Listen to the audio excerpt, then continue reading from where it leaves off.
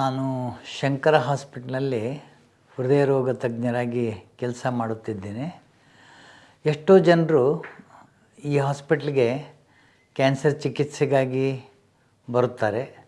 ಅವರಿಗೆ ಕೀಮೋಥೆರಪಿ ಬೇಕಾಗಿರ್ತದೆ ಅಥವಾ they have to undergo surgery. ಅದಕ್ಕಿಂತ ಮೊದಲು ಅವರು ಆರೋಗ್ಯದ ತಪಾಸಣೆಯನ್ನು ನಾವು ಮಾಡ್ತೇವೆ. ಒಂದು ಈ ಕ್ಯಾನ್ಸರ್ ಕಾಯಿಲೆ ಅಂದರೆ ಇದು ಆ್ಯಕ್ಚುಲಿ ಲೈಫ್ ಸ್ಟೈಲ್ ಡಿಸೀಸ್ ಅಂತ ಹೇಳ್ತೇವೆ ನಾವು. ಅಂದರೆ ಯಾರು ಸ್ವಲ್ಪ ವಯಸ್ಸಿನಿಂದಲೂ ಬರ್ಬೋದು, ಅಥವಾ ಎರಡನೇದು ಆ್ಯಕ್ಟಿವಿಟಿ ಇಲ್ಲದೆ ಬರ್ಬೋದು, ಮೂರನೇದು ಅವರು ಭಾಳ ಒಬೀಸ್ ಇರ್ತಾರೆ, ಅಂಥವ್ರಲ್ಲೂ ಕ್ಯಾನ್ಸರ್ ಬರೋ ಸಂಭವ ಇರ್ತದೆ. ಇನ್ನು ಕೆಲವರಿಗೆ ಆನುವಂಶಿಕವಾಗಿ ಬರೋ ಸಂಭವನೂ ಇರ್ತದೆ. ತಂದೆ ಅಥವಾ ತಾಯಿಯಲ್ಲೆಲ್ಲೂ ಅದು ಕ್ಯಾನ್ಸರ್ ಇರುತ್ತೆ, ಇವ್ರಿಗೂ ಬರೋ ಸಂಭವ ಇರ್ತದೆ. ಐದನೇದು ಈವನ್ ಅಷ್ಟೆಲ್ಲ ಇದ್ರೂ ಸತಿಕ ನಮ್ಮ ಒಳ್ಳೆಯ ಒಂದು ಲೈಫ್ ಸ್ಟೈಲ್ ಏನು ನಾವು ಅಡಾಪ್ಟ್ ಮಾಡ್ತೀವಿ, ಅದರಿಂದ ಕ್ಯಾನ್ಸರ್ ರೋಗವನ್ನು ನಾವು ತಡೆಗಟ್ಟಬಹುದು ಅಂತ ಹೇಳ್ಬೋದು. ಇನ್ನು ಕೆಲವು ಕಾರಣದಿಂದ ತಂಬಾಕು ಸೇವನೆಯಿಂದ ಬರ್ತದೆ, ಇನ್ನು ಆಲ್ಕೋಹಾಲ್ ಸೇವನೆಯಿಂದನೂ ಬರ್ತದೆ, ಈ ಕೆಟ್ಟ ಚಟಗಳು ಏನಿರ್ತಾವಲ್ಲ ಅದರಿಂದನೂ ಬರ್ತದೆ. ಇನ್ನು ಒಮ್ಮೆ ಕ್ಯಾನ್ಸರ್ ಬಂದಾದ ಮೇಲೆ ಅದು ಯಾವುದೇ ದೇಹದ ಯಾವುದೇ ಪಾರ್ಟ್ನಲ್ಲಿ ಬಂದಿರಲಿ, ಅದಕ್ಕೆ ಐದರ್ ಕೀಮೋಥೆರಪಿ ಬೇಕಾಗ್ತದೆ, ಅಥವಾ ರೇಡಿಯೋಥೆರಪಿ ಬೇಕಾಗ್ತದೆ, ಅಥವಾ ಆಪ್ರೇಷನ್ದಿಂದನೂ ಒಮ್ಮೊಮ್ಮೆ ಕ್ಯೂರ್ ಆಗ್ತದೆ, ಅಥವಾ ಆಪ್ರೇಷನ್ ಆದಮೇಲೂ ಸತಿಕ ಕೀಮೋಥೆರಪಿ ಮತ್ತು ರೇಡಿಯೋಥೆರಪಿ ಕೆಲವ್ರಿಗೆ ಬೇಕಾಗ್ತದೆ ಅದನ್ನು ಕ್ಯೂರ್ ಮಾಡಲಿಕ್ಕೆ, ಅಥವಾ ಅದನ್ನ ಫರ್ದರ್ ಬರ್ದಂಗೆ ತಡೆಗಟ್ಟಲಿಕ್ಕೆ. ಅವೆಲ್ಲ ಆವಾಗ ನಾವು ಯೂಶ್ವಲಿ ಪ್ರತಿಯೊಂದನ್ನು ಚೆಕ್ ಮಾಡಬೇಕಾಗತ್ತೆ.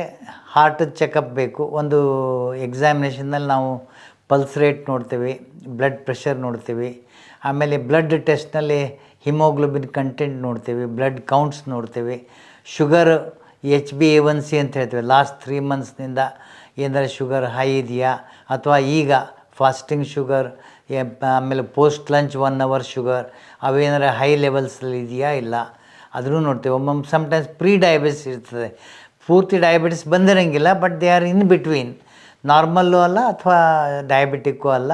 ಅಂಥವ್ರಲ್ಲೂ ನಾವು ಲೈಫ್ ಸ್ಟೈಲ್ ಮಾಡಿಫಿಕೇಷನ್ ಅಡ್ವೈಸ್ ಮಾಡಿ, ಡಯಟ್ ಕಂಟ್ರೋಲ್ ಹೇಳಿ, ಎಕ್ಸಸೈಸ್ ಅದು ಹೇಳಿಕೊಂಡು ಅವನ್ನು ಸ್ವಲ್ಪ ಕಂಟ್ರೋಲ್ನಲ್ಲಿ ಇಟ್ಕೋಬೋದು. ಆಮೇಲೆ ಬ್ಲಡ್ ಪ್ರೆಷರು ನೋಡ್ತೇವೆ. ಯೂಶ್ವಲಿ 120/80 ನಾರ್ಮಲ್ಲು, 140/90 ಮೇಲೆ ಯಾರ್ಯಾರಿಗೆ ಇರುತ್ತಲ್ಲ, ಯೂಶ್ವಲಿ ಫಸ್ಟ್ 3 ಮಂತ್ಸ್ ಅಬ್ಸರ್ವ್ ಮಾಡ್ತೇವೆ. ಅದು ಬೈ ಲೈಫ್ ಸ್ಟೈಲ್ ಮಾಡಿಫಿಕೇಷನ್, ಉಪ್ಪು ಕಡಿಮೆ ಮಾಡಬೇಕು, ಡೈಲಿ ವಾಕಿಂಗ್ ಮಾಡಬೇಕು, ತೂಕ ಕಂಟ್ರೋಲ್ ಇಟ್ಕೋಬೇಕು. 3 ತಿಂಗಳ ಮೇಲೂ ಅದು ಕಂಟ್ರೋಲ್ ಇಲ್ಲ, ಅಥವಾ ಯಾವುದೇ ಥರದ ಆರ್ಗನ್ ಡ್ಯಾಮೇಜ್ ಇತ್ತಂದರೆ, ಕಿಡ್ನಿ ತೊಂದರೆ ಬಂದಿದೆ, ಕಣ್ಣಿನ ತೊಂದರೆ ಬಂದಿದೆ, ಅಥವಾ ಈ ಅಲ್ಬ್ಯುಮಿನ್ಯೂರಿಯಾ ಅಂತ ಹೇಳ್ತೇವೆ, ಪ್ರೋಟೀನ್ ಹೋಗ್ತಿರ್ತದೆ, ಅಂಥವರಲ್ಲಿ ನಾವು ಇಮಿಡಿಯೇಟ್ಲಿ ಟ್ರೀಟ್ಮೆಂಟು ಸ್ಟಾರ್ಟ್ ಮಾಡ್ತೀವಿ. ಬ್ಲಡ್ ಪ್ರೆಷರ್ ಮೆಡಿಸಿನ್ಸ್ ಅದರೊಳಗೆ ಪ್ರೊಟೆಕ್ಟಿವ್ ಮೆಡಿಸಿನ್ಸಿಗೆ ಬಂದಿದೆ. ಅವು ACE ಇನ್ಹಿಬಿಟರ್ಸ್ ಮತ್ತು ARBs ಅಂತ ಹೇಳ್ತೀವಿ. ರ್ಯಾಮಿಪ್ರಿಲ್ ಅಂತಿದೆ, ಎನೆಲಾಪ್ರಿಲ್ ಅಂತಿದೆ.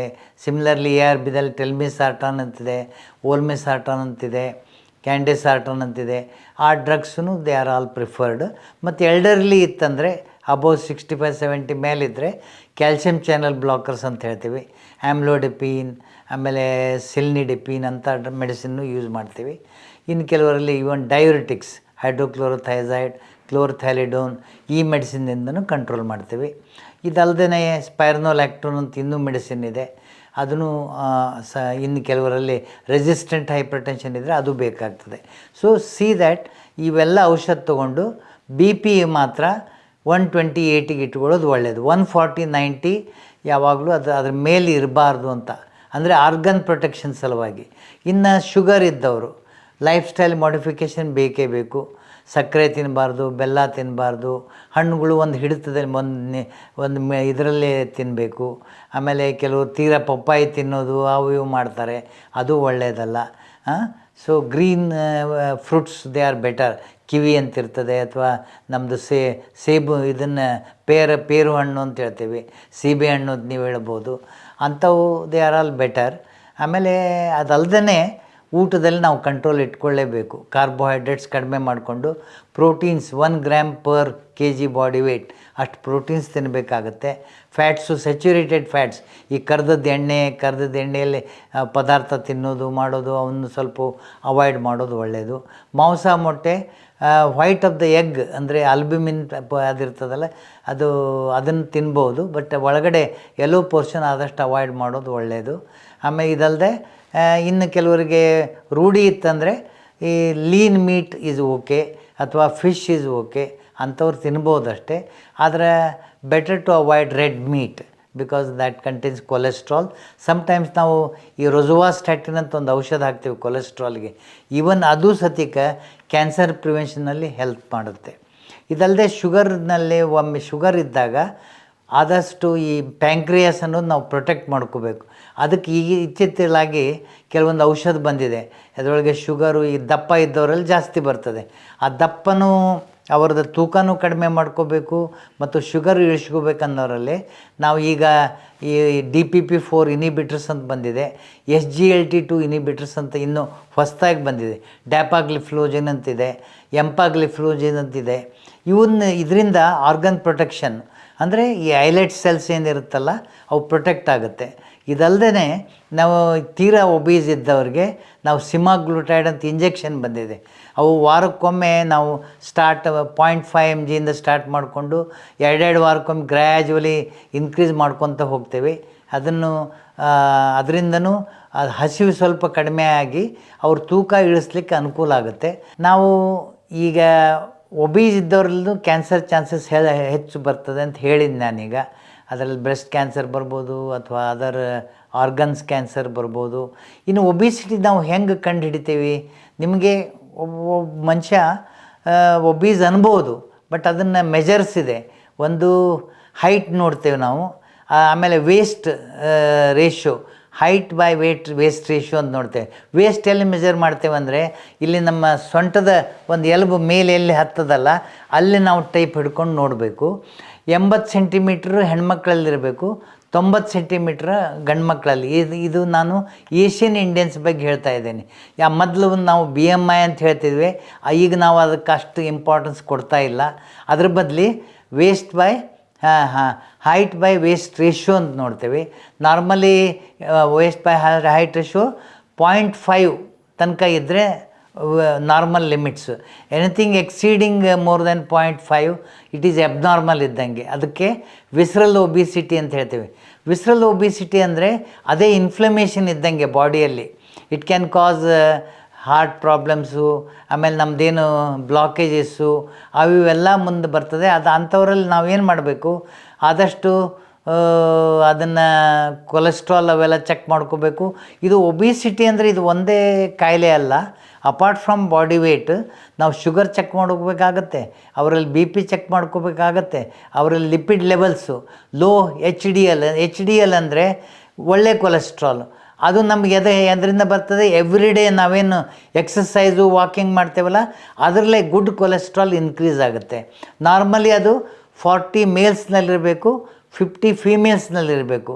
ಅದ್ರ ಮೇಲಿರೋದು ಸ್ವಲ್ಪ ಒಳ್ಳೆಯದು.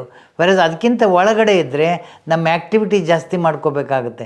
ಎಷ್ಟು ಆ್ಯಕ್ಟಿವಿಟಿ ಬೇಕು? ಅಟ್ಲೀಸ್ಟ್ 45 ನಿಮಿಷ ನಾವು ಓಡಾಡಲಿಕ್ಕೆ ಬೇಕು. ಅದು ಬ್ರಿಸ್ಕ್ ವಾಕಿಂಗ್ ಅಂತ ಹೇಳ್ತೇವೆ. ಸ್ವಿಮ್ಮಿಂಗ್ ಈಸ್ ಒಳ್ಳೆಯದು, ಈಜಾಡೋದು ಒಳ್ಳೆಯದು, ಸೈಕ್ಲಿಂಗ್ ಒಳ್ಳೆಯದು, ಬ್ರಿಸ್ಕ್ ವಾಕಿಂಗ್ ಒಳ್ಳೆಯದು. ಇನ್ ಬಿಟ್ವೀನ್ ರನ್ನಿಂಗ್ ಸ್ವಲ್ಪ ಮಾಡ್ಬೋದು. ಆಮೇಲೆ little weight lifting within your limits ಮಾಡ್ಬೋದು. ಇವನ್ನೆಲ್ಲ ನಾವು ಮಾಡ್ಕೋಬೋದು.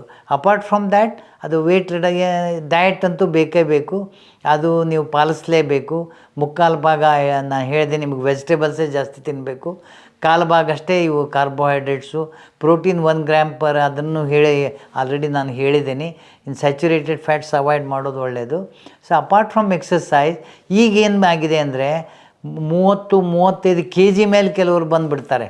ಅಂಥವರಲ್ಲಿ ನಮಗೆ ಹೊಸದಾಗಿ ಈಗ GLP-1 ಎನಲಾಗ್ಸ್ ಅಂತ ಬಂದಿದೆ, ಸಿಮಾಗ್ಲುಟೈಡ್ ಅಂತ ಔಷಧ ಇದೆ, ಆಮೇಲೆ ಟಿರ್ಜೆಪಟೈಡ್ ಅಂತ ಔಷಧ ಬಂದಿದೆ. ಅವು ಏನಿದೆ ಅಂದರೆ ಅವು ಹಸಿವೆ ಕಡಿಮೆ ಮಾಡಿಕೊಂಡು ಆದಷ್ಟು ಆ ಮನುಷ್ಯ ಜಾಸ್ತಿ ತಿನ್ನಲಾರ್ದಂಗೆ ಅವು ನೋಡ್ಕೊತಾವು. ಮತ್ತು gradually over 6 months to 1 year at least 10% of the body weight may come down with these drugs maximum. So up to 5 kg to 10 kg reduction ಆಗಬಹುದು. ಅದು ಸರಿಯಾಗಿ ಔಷಧ ತೊಗೊತ ಕಂಟಿನ್ಯೂ ಮಾಡಿದರೆ ಆಗ್ತದೆ. ಈ ಔಷಧದಿಂದನೂ ಅವರು ಬಾಡಿ ವೇಟ್ ಇಳಿಸ್ಕೊಳ್ಳಿಕ್ಕೆ ಅನುಕೂಲ ಆಗುತ್ತೆ. ಯಾಕಂದರೆ ಒನ್ಸ್ ಬಾಡಿ ವೇಟ್ ನಾವು ಕಡಿಮೆ ಮಾಡಿಕೊಂಡ್ರೆ ಬ್ಲಡ್ ಪ್ರೆಷರ್ ಕಡಿಮೆ ಆಗುತ್ತೆ. ಎಷ್ಟು ಕಡಿಮೆ ಆಗುತ್ತೆ? 1 kg ನೀವು ರಿಡಕ್ಷನ್ ಮಾಡಿಕೊಂಡ್ರೆ 1 millimeter ಮರ್ಕ್ಯುರಿಯಷ್ಟು BP ಕಡಿಮೆ ಆಗುತ್ತೆ. ಸೊ ನಿಮಗೆ 10 millimeters ಬೇಕಂದರೆ 10 kg ಬಾಡಿ ವೇಟ್ ನೀವು ಕಡಿಮೆ ಮಾಡ್ಕೋಬೇಕಾಗತ್ತೆ. ಒಮ್ಮೆ ಬಾಡಿ ವೇಟ್ ಕಡಿಮೆ ಆದರೆ ನಿಮ್ಮದು ಗ್ಲೂಕೋಸ್ ಲೆವೆಲ್ಸು ಕಡಿಮೆ ಆಗುತ್ತೆ ಮತ್ತು ಈ ಬ್ಯಾಡ್ ಕೊಲೆಸ್ಟ್ರಾಲ್ ಅಂತ ಏನು ಹೇಳಿದ್ವಲ್ಲ ಅವು ಸ್ವಲ್ಪ ಕಡಿಮೆ ಆಗೋ ಚಾನ್ಸ್ ಇರ್ತದೆ. With all your activities, diet, exercise ಇವೆಲ್ಲ ತೊಗೊಂಡ್ರೆ ಅವು ಕಡಿಮೆ ಆಗೋ ಯಾಕಂದರೆ ಈ ಮೆಟಬಾಲಿಕ್ ಸಿಂಡ್ರೋಮ್ನಲ್ಲಿ ಟ್ರೈಗ್ಲಿಸರೈಡ್ಸ್ ಅನ್ನೋದು ಜಾಸ್ತಿ ಇರುತ್ತೆ. ಅದಕ್ಕೆ ನೀವು ಅದನ್ನೆಲ್ಲ ಕಡಿಮೆ ಮಾಡಿಕೊಂಡ್ರೆ ಟ್ರೈಗ್ಲಿಸರೈಡ್ ಅನ್ನೋದು ಏನಿದಲ್ಲ ಅದು ಅಗ್ಲಿ ಕೊಲೆಸ್ಟ್ರಾಲ್ ಅಂತ ಹೇಳ್ತೀವಿ. ಆ ಲೆವೆಲ್ಸು ನಮಗೆ ಕಡಿಮೆ ಆಗಿ ನಾವು ಅವನ್ನೆಲ್ಲ ಒಂದು ಕಂಟ್ರೋಲಿಗೆ ತರಲಿಕ್ಕೆ ಅನುಕೂಲ ಆಗುತ್ತೆ. ಯಾಕಂದರೆ ಒಬಿಸಿಟಿಯಲ್ಲಿ ಸಾಕಷ್ಟು ಕಾಯಿಲೆಗಳು ಬರ್ತದೆ. ಕ್ಯಾನ್ಸರ್ ಒಂದೇ ಅಲ್ಲ, ಅವ್ರಿಗೆ ನಾನು ಹೇಳಿದೆ BP, ಶುಗರು, ಈಗ ಗಾಲ್ ಸ್ಟೋನ್ಸ್ ಅಂತ ಹೇಳ್ತೇವೆ ಅವು ಬರೋ ಚಾನ್ಸ್ ಇರ್ತದೆ. ಆ್ಯಂಡ್ ಈ ಆಸ್ಟಿಯೋ ಆರ್ಥ್ರೈಟಿಸ್ ಅಫ್ಕೋರ್ಸ್, ಯಾಕಂದರೆ ವೇಟು ಬಾಡಿ ವೇಟ್ ಯಾವಾಗ ಜಾಸ್ತಿ ಆಗುತ್ತೆ ನಮ್ಮ ಮೊಣಕಾಲುಗಳು ಸವೆತ ಬರ್ತದೆ. ಆಮೇಲೆ ಈ ಸ್ಪೈನು ವೀಕ್ ಆಗ್ಬೋದು. ಸೊ ಇವೆಲ್ಲ ಆಮೇಲೆ ಯಾವಾಗ ಆ್ಯಕ್ಟಿವಿಟಿ ಕಡಿಮೆ ಆಗ್ತದೆ ಬೋನ್ ಡೆನ್ಸಿಟಿನೂ ಕಡಿಮೆ ಆಗುತ್ತೆ. ಸೊ ಅವ್ರಿಗೆ ಬೋನ್ ಪೇನ್ಸು ಅವು ಇವೆಲ್ಲ ಬರ್ತದೆ. ಅದಕ್ಕೆ we should be expose to the sunlight also. Minimum at least ಒಂದು 15 minutes of a sunlight exposure is very much required. If it is little more, it is always better. ಒಂದು ವೇಳೆ ವಿಟಮಿನ್ ಡಿ ಲೆವೆಲ್ಸು ಕಡಿಮೆ ಇದ್ದರೆ ನಾವು ಹೊರಗಡೆಯಿಂದ ಅವ್ರಿಗೆ sunlight ಅಂದರೆ vitamin D3 supplement ಕೊಡಬೇಕಾಗುತ್ತೆ, along with calcium of course, not just D3. ಅಥವಾ 2 ಗ್ಲಾಸ್ ಹಾಲು ಕುಡಿಬೇಕಾಗ್ತದೆ every day. And diet is a must.